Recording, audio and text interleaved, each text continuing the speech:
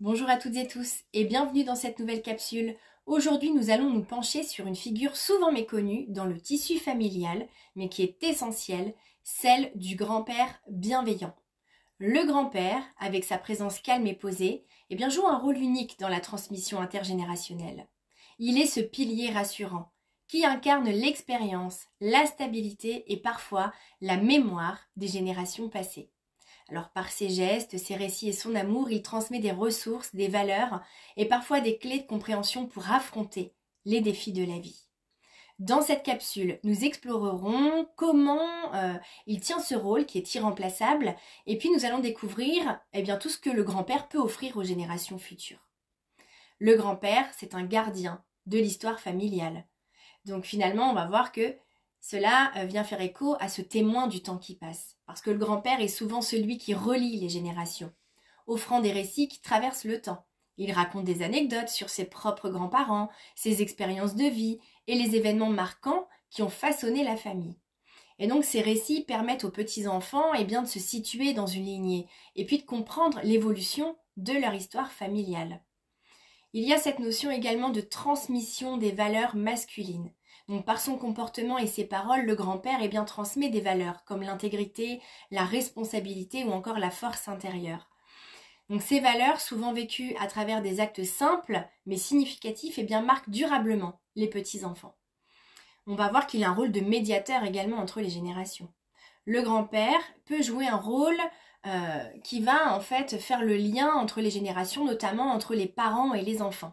Parce que son recul et sa sagesse lui permettent d'apaiser les tensions et de rappeler l'importance de la compréhension mutuelle. Donc, nous allons voir aussi cet aspect de bienveillance et puis cette stabilité en fait comme héritage. C'est un pilier de stabilité. Et contrairement aux parents, qui sont souvent pris dans le tumulte de l'éducation, le grand-père lui offre une présence stable et apaisante. Cette stabilité est un refuge précieux pour les petits-enfants qui y trouvent un espace de sécurité émotionnelle. Et puis, il y a cette notion d'amour sans attente. Le grand-père bienveillant n'a pas d'attente éducative. Il accueille ses petits-enfants tels qu'ils sont, sans jugement ni pression, offrant un amour inconditionnel. Et donc cet amour contribue à renforcer la confiance en soi des petits-enfants et à leur donner un sentiment d'appartenance. Il y a aussi ce temps important d'écoute, parce que le grand-père, souvent plus disponible, offre une oreille attentive et patiente.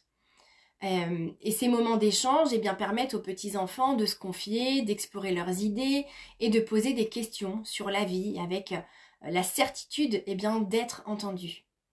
Nous avons cette notion de transmission consciente et enrichissante également, parce que le grand-père incarne aussi les savoir-faire et les traditions.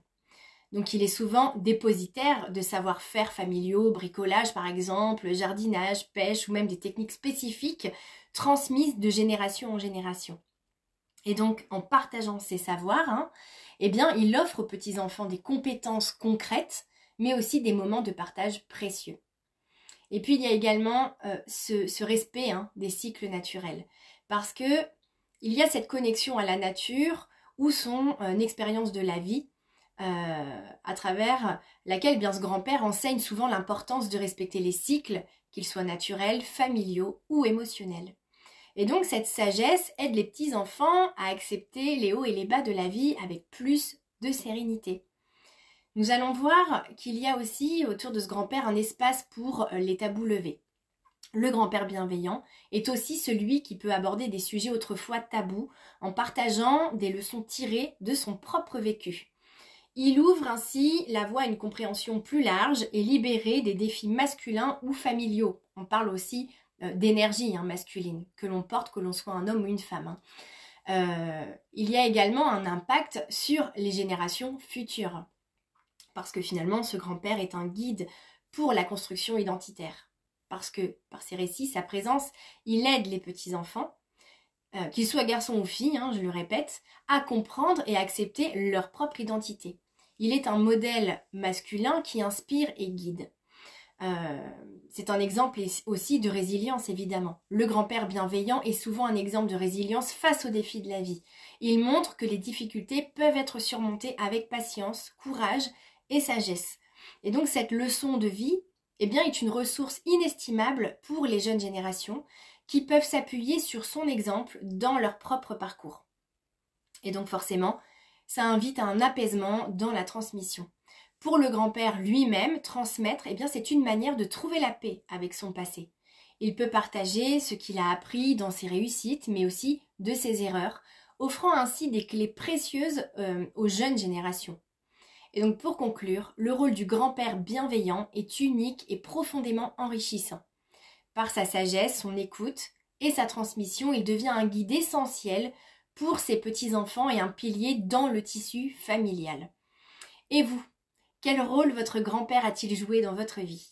Quelles leçons ou moments précieux vous a-t-il transmis?